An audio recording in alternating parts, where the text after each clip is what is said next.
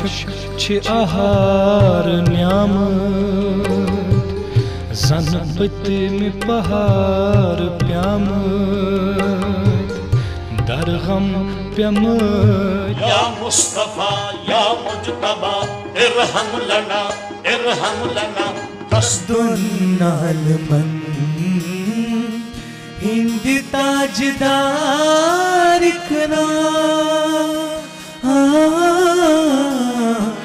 جان بند ہے نبی مختار کنا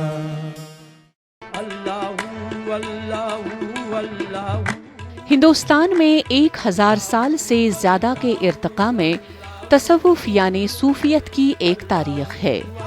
یہاں تصوف کی موجودگی ایک سر فہرست ادارہ رہا ہے جس نے پورے ایشیا میں اسلام کی رسائی کو بڑھایا ہے۔ 8ویں صدی کے اوائل میں اسلام کے داخلے کے بعد دلی سلطنت کی 10ویں اور 11ویں صدی کے دوران اور اس کے بعد باقی ہندوستان تک صوفی تصوف روایات زیادہ واضح ہوئیں۔ ابتدائی دلی سلطنت میں 4 تاریخی طور پر علیحدہ خاندانوں کا ایک اتحاد ترک اور افغانی ملکوں کے حکمرانوں پر مشتمل تھا۔ اس فارسی اثر رسوخ نے جنوبی ایشیا کو اسلام، صوفی فکر، ہم آہنگی والی اقدار، ادب، تعلیم اور تفریح سے دوچار کیا، جس نے آج ہندوستان میں اسلام کی موجودگی پر پائیدار اثرات مرتب کیے ہیں۔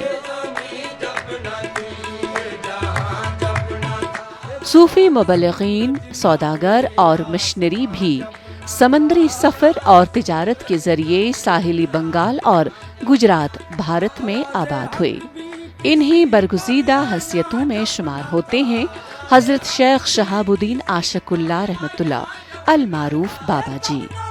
مہرولی دلی میں واقع حضرت شیخ شہاب الدین عاشق اللہ رحمۃ اللہ کی درگاہ پر ہر مذہب کے لوگ حاضری دے کر گلہائے عقیدت پیش کرتے ہیں۔ ہندوستان کے کونے کونے سے زائرین کی کثیر تعداد اس درگاہ کی زیارت کے لیے حاضری دیتے ہیں۔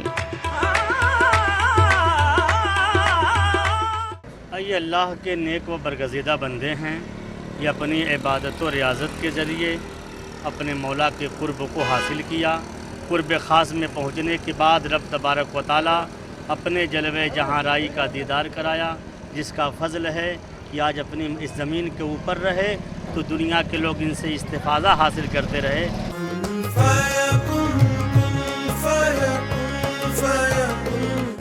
صوفیہ کا ایک سلسلہ جو بغداد میں قائم تھا، اس سلسلے کے سب سے زیادہ مشہور بزرگ شیخ شہاب الدین سہروردی ہیں۔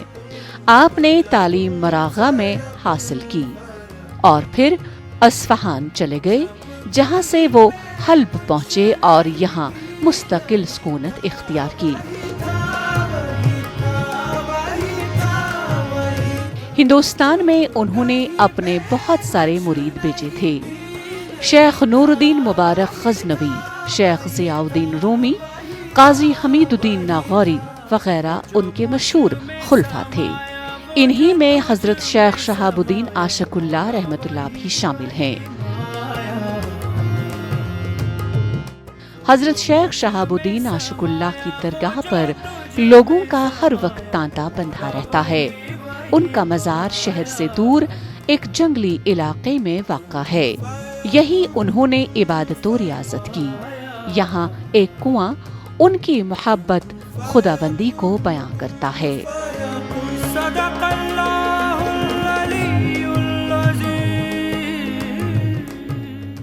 سب یہاں پہ ہندو مسلم سب آتے ہیں اپنا منت لے کے اور پورا بھی ہو جاتے ہیں، اور کافی پرانا ہے۔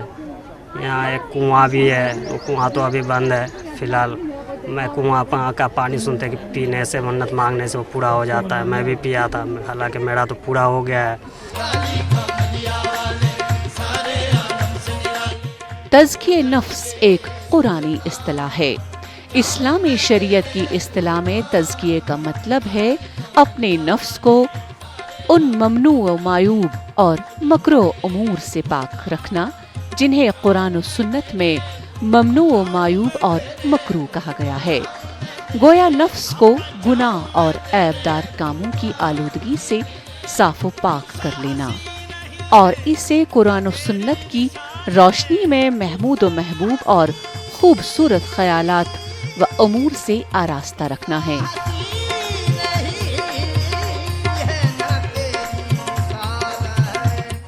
اللہ تعالیٰ نے انبیاء کو جن اہم امور کے لیے بھیجا ان میں سے ایک تزکیہ نفس بھی ہے۔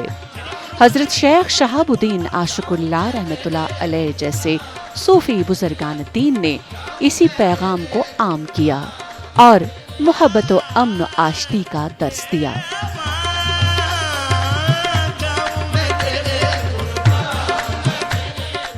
یہاں پہ کافی زیادہ لوگ دلوں میں مرادیں منتیں لے کر آتے ہیں اور جو کہ قبول بھی ہوتی ہے۔ پہلے یہاں بیٹھ کے فاتحہ پڑھی جاتی ہے ان کے لیے، پھر ان سے کچھ مانگا جاتا ہے، پھر آپ سائیڈ میں جائیں گے جب تو وہاں سکہ چپکایا جاتا ہے، اور ہاں یہاں پہ چراغیں بھی ہوتی ہیں۔ تو چراغوں سے بھی کہتے ہیں کہ لوگ چراغوں کا تیل لے کے جاتے ہیں کیونکہ اس میں کافی شفا ہوتی ہے۔ لوگوں کا ماننا ہے کہ جو تیل ہے اسے جیسے کسی بیماری میں یا سر میں درد میں یا کسی تکلیف میں لگایا جاتا ہے تو اسے شفا ملتی ہے۔ اے میرے خدا تو سمجھ مجھے غیر نہ تو سمجھ۔ صوفیت میں مسلکی اختلافات کے لیے کوئی جگہ نہیں، مسلک جہاں مذہبی اور ہے۔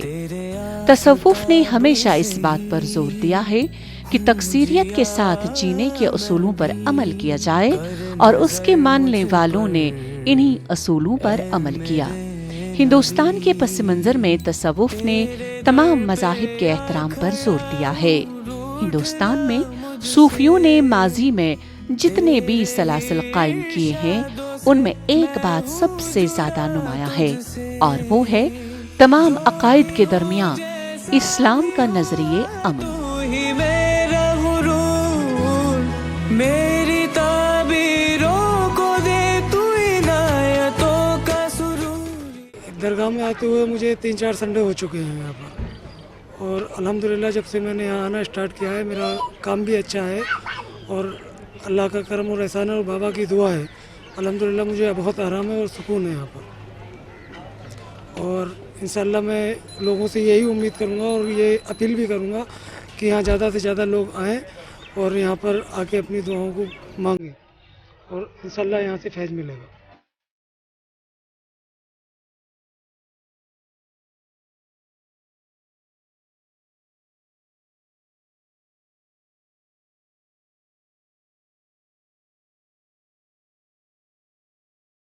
ہر وہ چیز جس کے جدا ہونے کا افسوس ہو نعمت کہلاتی ہے۔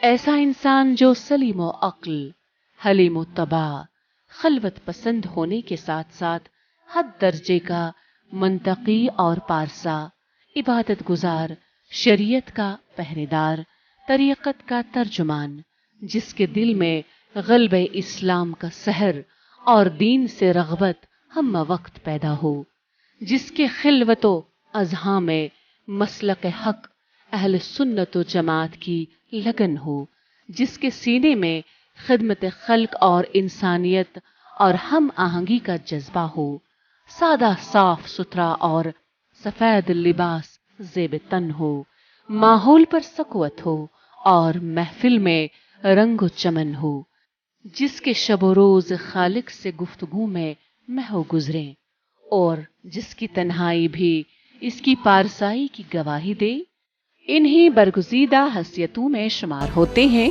حضرت شیخ شہاب الدین عاشق اللہ رحمۃ اللہ۔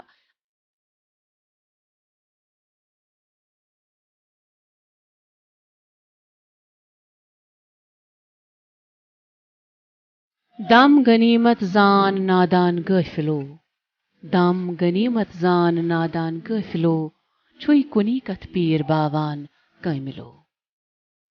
زندگی کا پل غنیمت سمجھ اے غافل، سچی بات کرتا ہوں بس فلاح اسی میں ہے۔